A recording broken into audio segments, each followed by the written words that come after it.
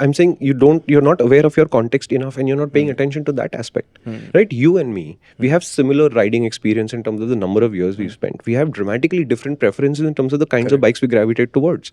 You think the Unicorn is a great bike. I thought the Unicorn was boring at the start, and we've begun there in mid 2005 or something. Correct. We've always been on a different path, and that's why your garage and my garage will never resemble each other. Correct. The Duke was the only crossover, but if you remember, the 390 came out when nothing else was there. Yeah.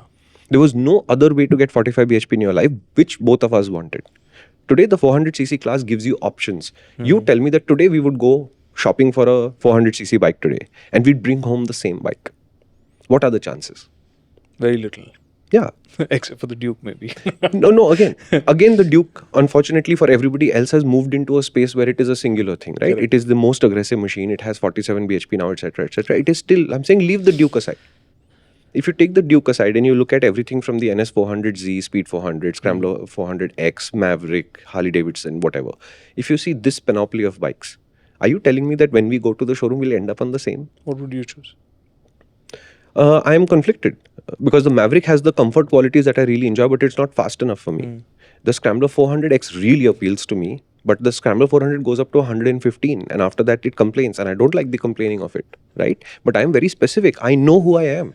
I like fast, sporty, aggressive machines. None of these are aggressive enough for me. I would go back to a Duke. And I'd go back to a Duke for one reason only. It is aggressive enough for my riding taste. And remember, we are both very skilled riders. It takes a lot to get us going. And we are able to extract a lot of performance from the engines and the chassis of these machines today. We would not settle for anything less. Because I was also not being able to settle on one. As much as I like the idea of the 400X, and honestly, the 400X for me seemed like such a as much I was not taken up by the speed at all. Correct. But I was taken up by the 400X. Me too. Right. But the vibrations, and it's that because you think it's a 40 horsepower bike. Yeah.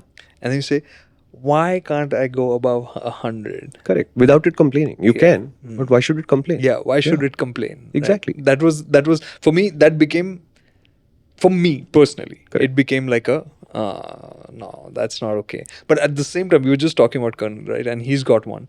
He's got the 400X and he's traveling all over the country on it. Correct. And he's happy with it. Of He's course. like, it's working for me. Yeah. So yeah. But he's chill, right? He's a relaxed rider where he thinks that staying at a steady 80, 90, 100 on the highway for hours together is the way that touring motorcycles need to work. My expectations are different. So again, Colonel and I will never buy the same bike again either. Yeah. Right? So I'm saying when we present our views on MotorInc View, on balance, we have to work out what would work for a lot of people, and we try to give you as many decision parameters as we can so that you can make a good decision for yourself. But I think increasingly people get confused by the idea of saying ye important hai ya nahi hai, and they're prioritizing some of the wrong stuff. I mean, your car situation is crazy. What would you say is one of the wrong things that... For example, when a review says the bike runs hot or it has too much vibration, to me that is a flag. That means go test ride it. Because these are both subjective assessments. How do you know what kind of vibration you're okay with and how much heat is okay for you? Right? I've ridden motorcycles a lot, and you know now that if I'm riding outside of testing, neither vibration nor heat really gets my goat. Would I rather not have them in my life? Yes, of course.